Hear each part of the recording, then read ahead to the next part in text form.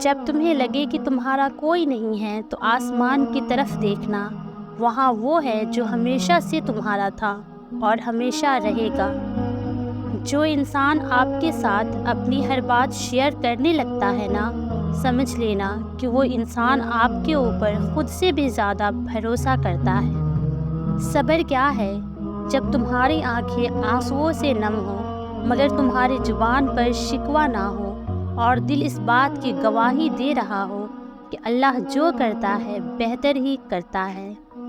محبت کیا ہے؟ سمجھو تو احساس، دیکھو تو رشتہ، کہو تو لفظ، چاہو تو زندگی، کرو تو عبادت، نبھاؤ تو وعدہ اور مل جائے تو جنت۔